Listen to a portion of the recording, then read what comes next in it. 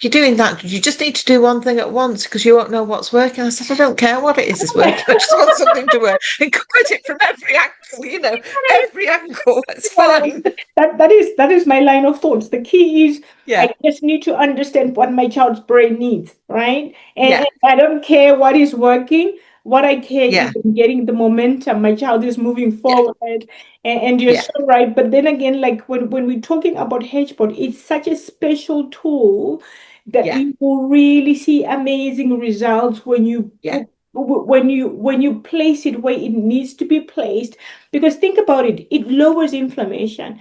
And if you are Yes. going in there and you're doing those 20 dives and Yeah, your child is eating like what my child was eating, I am putting the fire on, and at the same time I've got the hose to turn the fire down. yeah, Both you and me are parents, and yeah, we've walked this journey with our boys, yeah. and we know the feeling, we know the stress of not having any way to go, not being given any help. Go ahead and tell us a little bit about yourself. I'm Teresa, and I've taken over as chair of the trustees of the charity A Breath for Life, children's charity.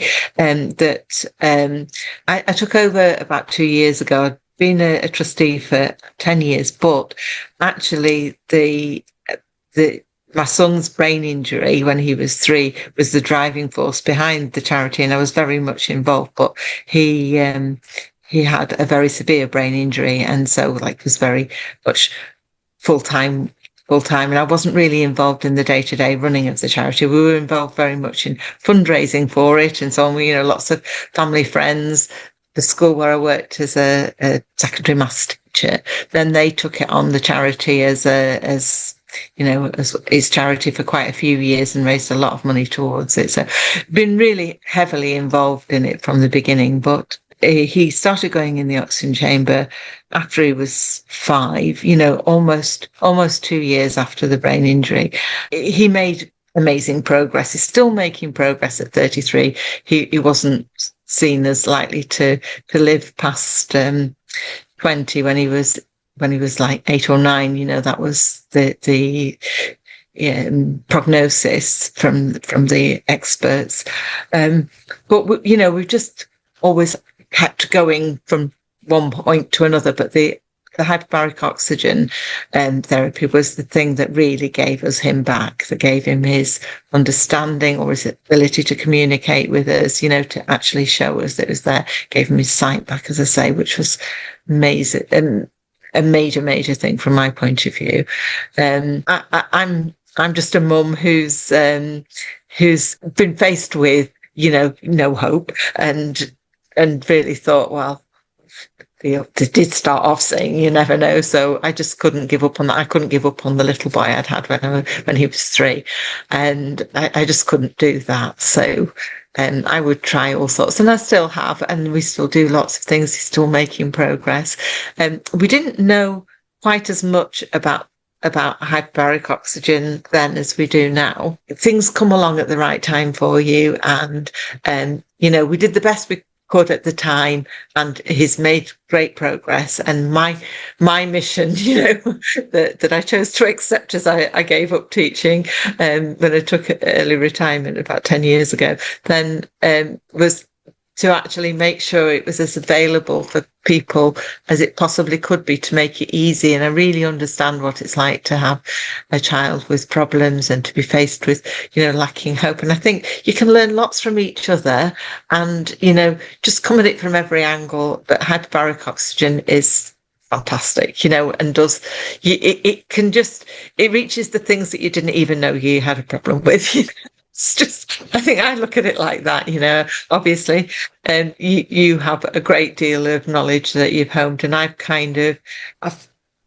pulled in so many things for Andrew, and I always used to say, well, I'm the Andrew expert. I know you're an expert in this and you're an expert in that and everything, but I'm the Andrew expert. And you pull out what's important. And I've got to the point where now I just say, look at it in a very simple, holistic point of view. Like you're saying, good food, good sleep, plenty of oxygenation. Movement is key, any kind of movement, both, whatever you're trying to do, and stimulation at the right time as well as your rest. Good night's sleep. So if you're new to my channel, my name is Natsai, and I'm a naturopathic nutritional therapist that works with children that have got autism, ADHD, and epilepsy. I don't come to you as a clinician. I'm also coming to you as a mother who actually had experience with HBOT when my son was 3, but made all the mistakes that I'm going to be talking about. And for those that are going to be heading off to do the HBOT, and I don't want you to make those mistakes. I want you to do it just like Teresa did it to get the results. I've worked with families in over 36 countries now. And there's one thing that we know for sure is that the brain needs to be oxygenated. We know the brain needs to be, it needs to be nourished, it needs to be stimulated, and it needs to rest. And this is my mission. We've seen amazing results. I have 24-year-olds saying words for the first time. I've got children that were written off. The majority of our children are written off anyway. But we see things that we want to consider miracles, but they're not miracles. They're just basically the body doing what it needs to be doing when it's supported very well. And this is why we are in this conversation. Can oxygen help your child's brain heal, thrive, or, rewire, reshape? Can it do that? And the answer is yes. We've known clinically as well as scientifically. There's been a lot of studies that were done. One of the key studies that has been done was 2009. There's quite a lot of them.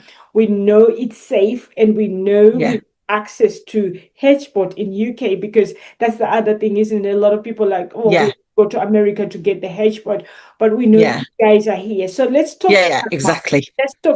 Let's talk to that mom that is sitting out there and thinking, for goodness sake, my child has been given this diagnosis. What now? Let's also talk to that mom that has done a lot of things. Has been everywhere, but the child is still not making that progress that they want to make. Okay, so we were very lucky in that we had a paediatrician who pointed us in the additional, shall we say, rather than alternative field, and was encouraging us to be, to be a little bit more, to look outside the NHS, because that's one of the things that is difficult. And the other trustee, who's a parent as well, was exactly the same. You just kind of said, right, that's how it is, go home and get on with it, basically. And, I always felt that it became a self-fulfilling prophecy for a lot of people. Things aren't going to get any better. You just have to learn to live with it. And, it's a different little boy you've got now, and that kind of thing. And it's so difficult when you don't have any hope. And I think for the two of us who are parents, who are still trustees, who were involved from the very beginning, we both had that, like Zoe is very much there must be something, and determined to look for it. And there must be something, and there's always something. And just not taking no for an answer, which is her all over. And me, because Andrew had the brain injury, we were for the first couple of months told, oh well, you never know, or you just try and do this and you try and do that, and so on. And so when we heard about hyperbaric oxygen, it just seemed like, well, I'm a mathematician by training. I did a maths degree and then went into teaching. So I basically a sciencey background anyway. And so I just went to the talks and understood it. And I thought, well, it's got to help. And especially as he'd been starved of oxygen, it seemed like the obvious thing that you needed to do.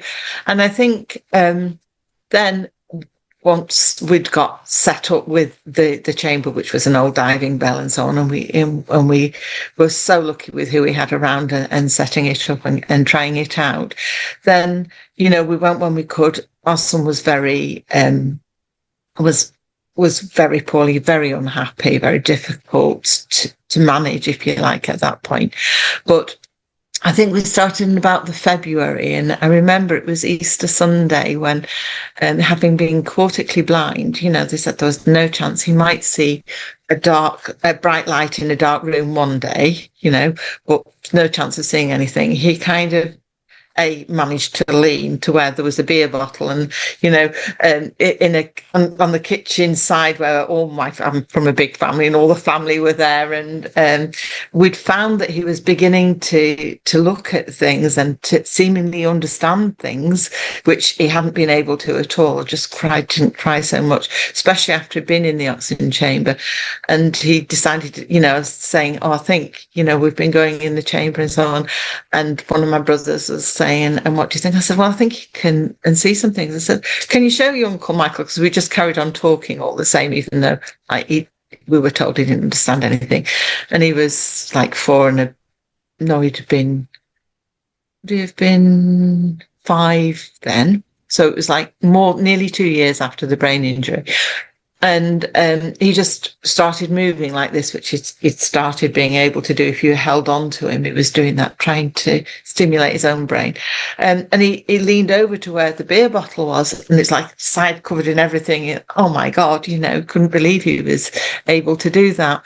For Andrew to be able to understand what we were saying to him, to be able to move at all, to be able to see was the big thing, because I was distraught when I found he couldn't see.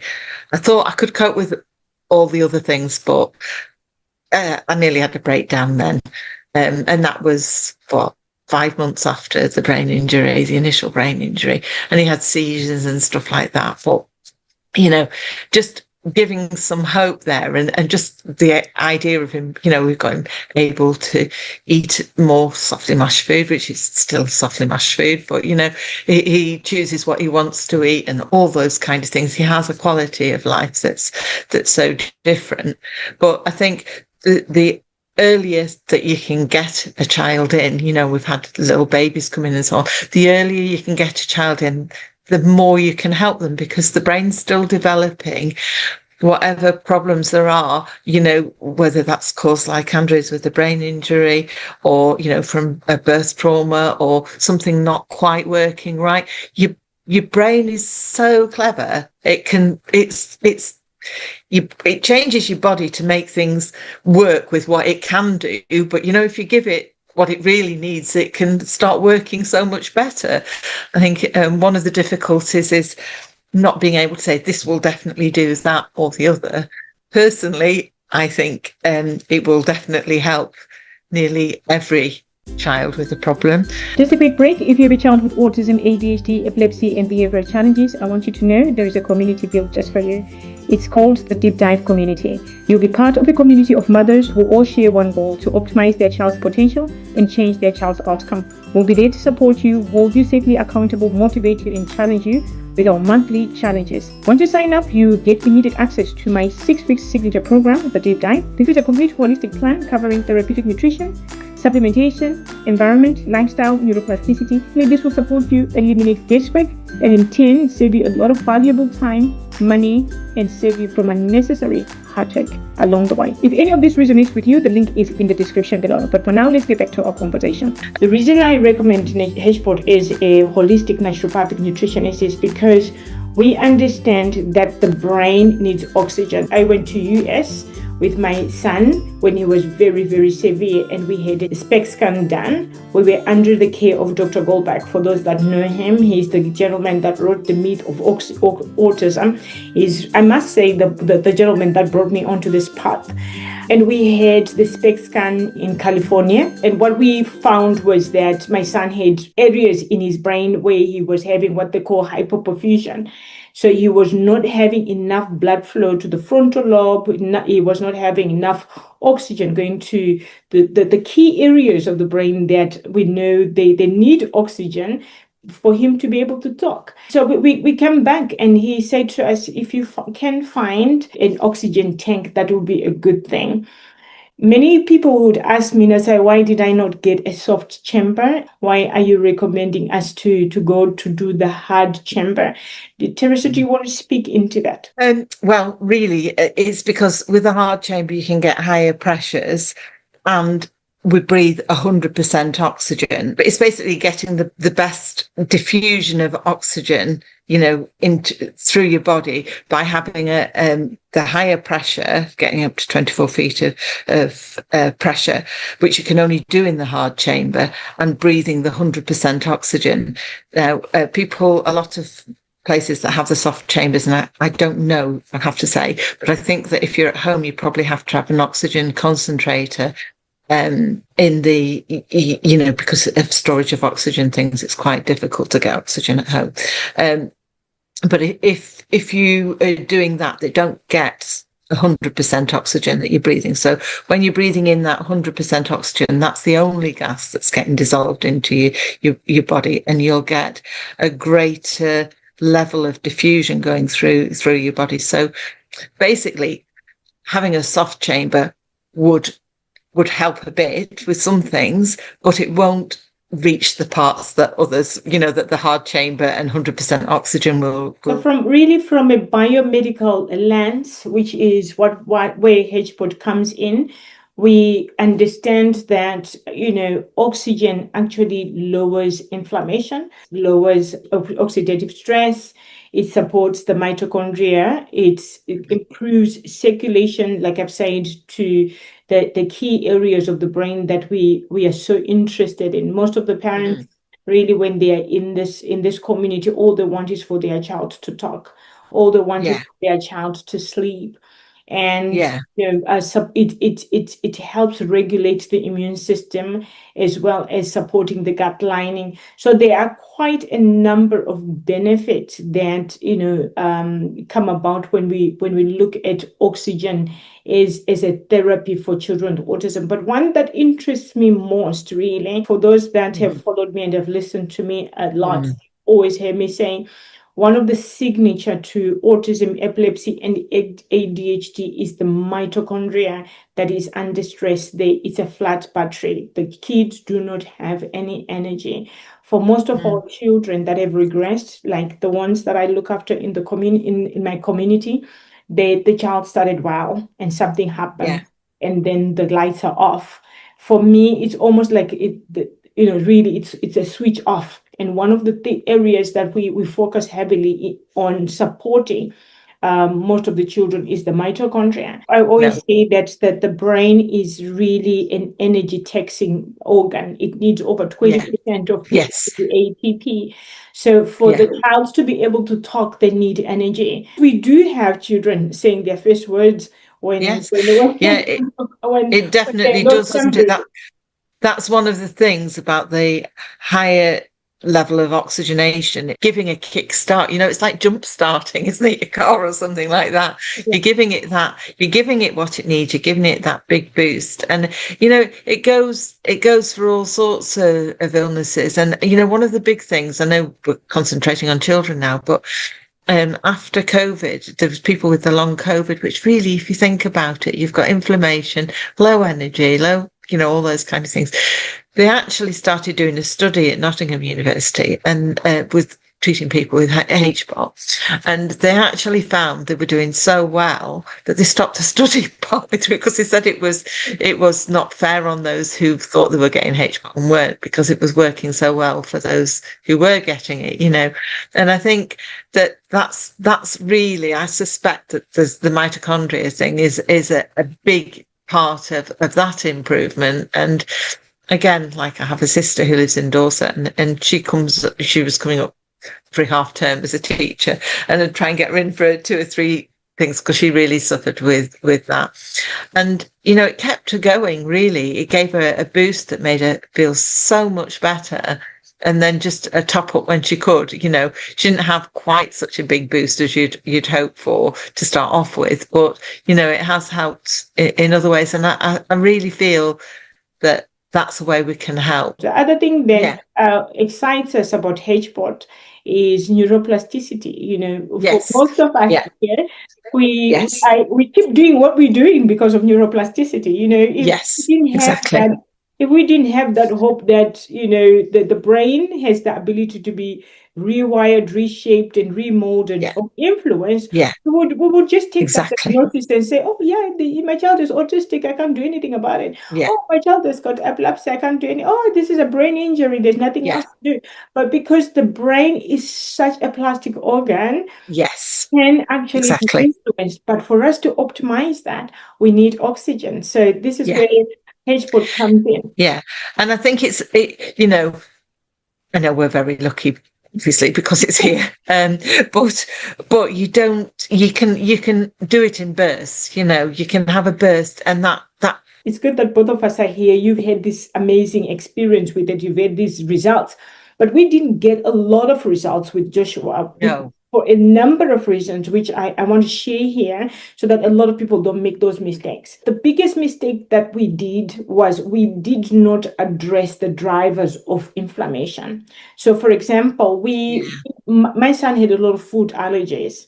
While we were going into that HBOT, he was holding a packet of scripts, the very thing that inflames him. He was eating that at the same time trying to lower inflammation. Yeah. So I just, sorry to interrupt, but I would say that where I was lucky was that while we were researching those things, we actually spoke with a naturopath, and it was actually the naturopath who was helping us with all of the things to do with my son. So we really addressed the gut bacteria. I have a brother who is a researcher in gut bacteria, is obsessed with it for the last 40 years. But it really matters. Allergies, we took Andrew off all dairy and wheat type products. They had fresh fruit and veg, juiced Danny's and G-tube for ages.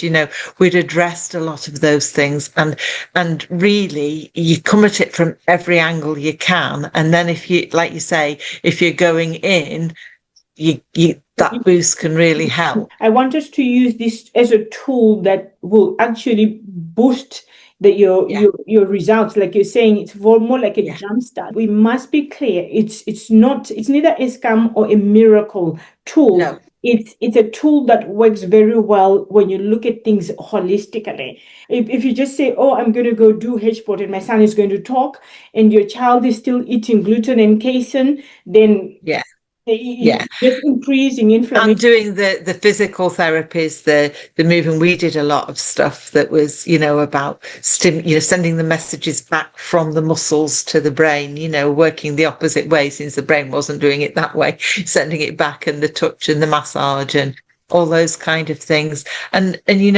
bringing those all together in the chamber, you're going to get, along with the HBOT, you're going to get better results. And I think this is one of the things that is important, and definitely, the kind of thing that you're saying is you might not notice straight away results, but things will be happening. Your body, because of the very simple science behind it, your body and your brain is so fantastic. Even a damaged brain is fantastic, and a damaged brain actually works harder than the ordinary brains, because it's trying to reassess and work out what it can do to make things better all the time. So 100% behind you on that one. The brain needs 5 things. It needs to be nourished, it needs to be healthy, it needs oxygen. So HBOT is coming in with that oxygen part. And it also needs to be stimulated, and it needs to rest. So these are 5 things. It needs to be healthy, it needs to be nourished, it needs to be oxygenated, it needs to be stimulated, and it needs to rest. So if we get these 5 things together, the brain has no option but to respond by creating new pathways. But the key is it must be together. Yes. When we did the sleep challenge just a few months ago, most of the parents they came into that challenge thought their children were sleeping, but it turned out most of their children were not sleeping. The majority of the children were short of 4 hours of sleep. And people thought, oh, my child is sleeping, I've got no issues with sleeping, but they were short of 4 hours of sleep. And by the time we finished that challenge, a majority of children were sleeping very well, 10 to 13 hours of sleep at night. Wow. And for some, it flagged out the issues that we needed to correct. And this is why I'm also loving this conversation of HBOT. If you're trying everything and nothing seems to be working, then we may need to consider to look at HBOT. And for those, I think I'm more excited with the challenge that we have. We have a challenge coming up in summer. We're starting off with the second week of July. It's specifically for speech development. So if you have a child that is not talking, a child is struggling to develop language or to put those words together, you're doing everything you can, but it's just not taking. I think I love what you've just said, Teresa, there. The brain needs that boost, and we've already spoken about neuroplasticity. Yeah. So if you can consider going for HBOT in that period where we are having that challenge, I think that would be really, really good, because you have oxygen going in, you have your exercises that we're going to be sharing. It's just one of my pro tips, I guess, in clinic. But also, I'm repeating what you're saying, I know, but don't just think, oh, I'll go for HBOT and I'll leave that to one side. That was something, make comments to me about, like, oh, well, you're doing that. You just need to do one thing at once because you won't know what's working. I said, I don't care what it is working. I just want something to work and come at it from every angle, every angle. It's fine. That is my line of thoughts. The key is I just need to understand what my child's brain needs, right? And I don't care what is working. What I care is getting the momentum. My child is moving forward, and you're so right. But then again, like when we're talking about HBOT, it's such a special tool that you will really see amazing results when you when you place it where it needs to be placed. Because think about it, it lowers inflammation. And if you're going in there and you're doing those 20 dives and your child is eating like what my child was eating, I am putting the fire on, and at the same time I've got the hose to turn the fire down. You will get frustrated. You will think it doesn't work. For some of my clients, they've had words in less than 2 weeks. Definitely saw stuff like that. We definitely did, and you'll have seen it when you were in there. But I remember always about my my dad, because I went back to work after my son had his brain injury, and my dad would go with a carer in there with him, and he was always playing with other kids. He's always very friendly with them, and he was a teacher, and he'd be like waving his fingers, and he was pretending to do a puppet or whatever. And this little girl had given him a toy, and then he was kind of teasing her a little bit with it, and she reached out with a left hand to pick it, to take it off him, and the mum just, tears started coming down her cheeks. She'd never moved that voluntarily before, and it just happened like that. And that was in like her first week in the chamber. But I think now I think it seems like a big deal, but I would try and concentrate and come for a visit, or if you can find somewhere else, that's great, but if you could come and stay a while and try a concentrated thing, that's really helpful. But on the other hand, if you can't do that, if your child can't manage it, if you can't manage it, if you just have a few, then it will help. But it's like how to best use that equipment. Don't get like het up if you have to miss a day, if you'd come for a fortnight or a week and you only do 6 instead of 7 or 5 or something like that, then it's still going to help. I used to kind of have a little bit of a rule with Andrew that if we wanted to try and get a boost, that at least 3 in a week, but obviously if people are traveling to be here, then you want to make the most of it while you can. Like I was saying to you, we've got the 21 days Get Them Talking Challenge. We're calling it Get Them Talking Challenge this year. And it would be through summer. So for those that are in England with me, I would probably encourage you to, when you're thinking about your summer holiday, we are not, by the way, we're not selling because it's free to charity. Hello. It's free for children. It is free for children. It is free for children. There is no cost to you apart from sorting out accommodation. We're not saying this because we want you to do this. We are saying this because we are saying, hey, there is something else that can exactly. That's it. That's all we're saying. I have Yes. been there. I have clients that are going in there. I have some that I'm going to be reviewing them, because what I do in clinic, we really look at this holistically. So we Yeah. don't jump into doing things when the child is not ready. We make sure that the child is ready. Like we said, Mm. I made those mistakes for you not to make those mistakes. Teresa got it right though on the other Well, only side. no, it wasn't me who got it right. It was the universe who helped me get it right. Really, it wasn't ready until we'd got to that point, really, and that's perhaps why we got such a good result. I always say, look at it as a puzzle, like the puzzle piece Yeah, is oxygen. There is a piece that needs to be in each area. yeah, You can't say I've got the whole picture with the missing piece. And yeah, oxygen is a big piece. That's why yes, we yeah, hyperventilate on iron studies. We hyperventilate on doing those exercises to support yeah, blood flow. We yeah, hyperventilate on making sure that we reduce neuroinflammation. So now we are saying there's something else that we could do that could give yeah, a big bump. Like it's yeah, like when you're right at the edge. For some of my clients, they're just right at the edge. They just yeah, can't, you know, just yeah, it's just that yeah. little push that they need. And that HBOT gives them. Can we just talk about what should they expect when they get to the To the center? centre. Yes.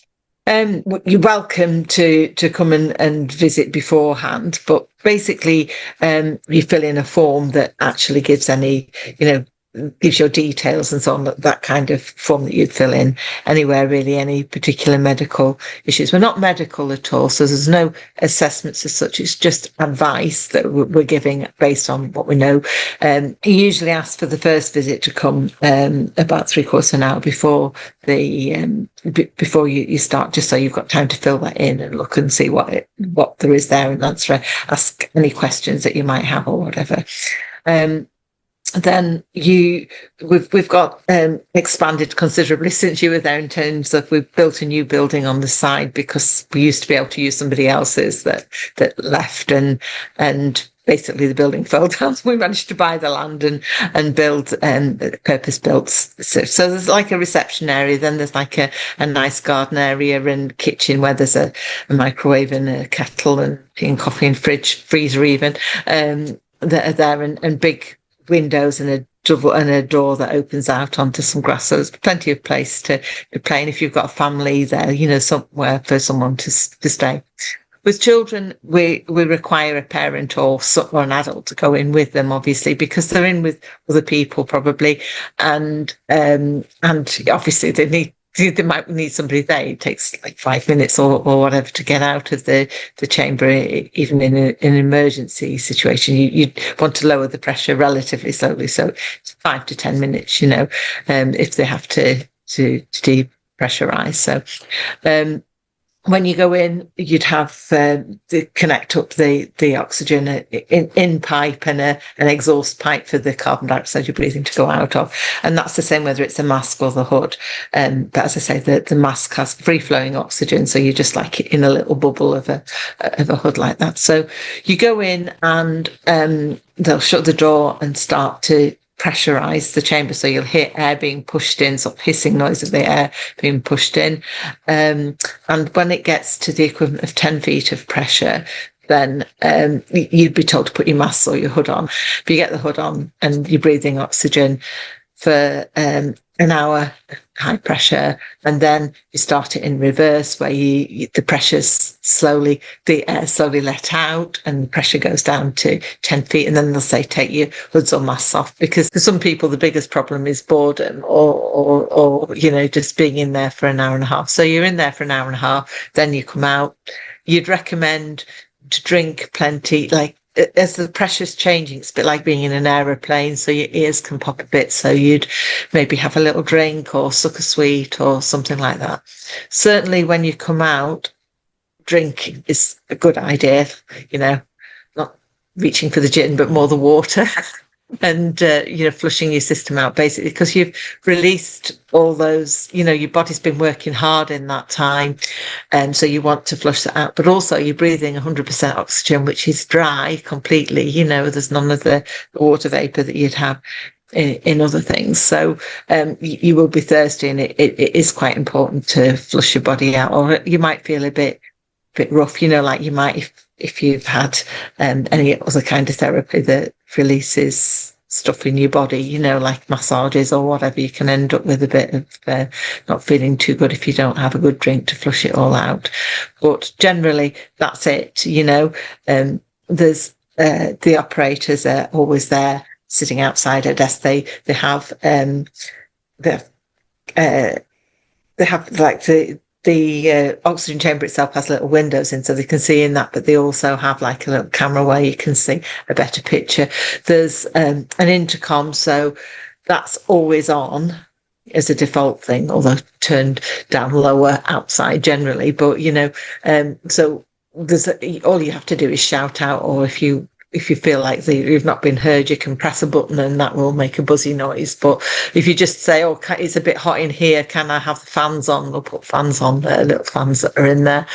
For those that are in my community and that are joining the challenge, we will give you some activities to do in the heart chamber, because like I said earlier on, we want the best for our children, and sometimes it's the little things that we do. We want the best results. So yes, exactly. you know, for an hour and a half in the chamber, you want to make the most of it. Yeah.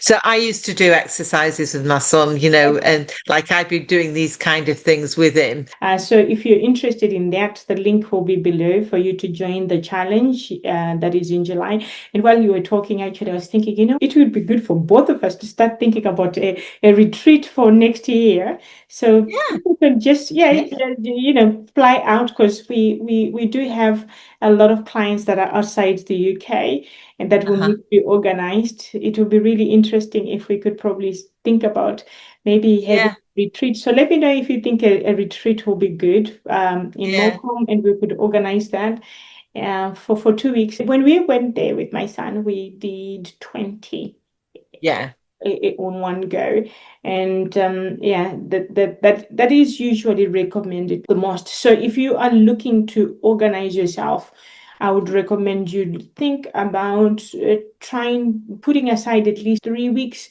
and it works very well with the summer holiday school days in England. Yes, so Bread for Life is actually in the United Kingdom, in a beautiful little up north. Up north. Up north in Morecambe. It's actually by the beach, which makes it really, really beautiful for us to consider going there on summer holidays. But for now, thank you. Thank you, Teresa. How did we do? Well, I think we did okay.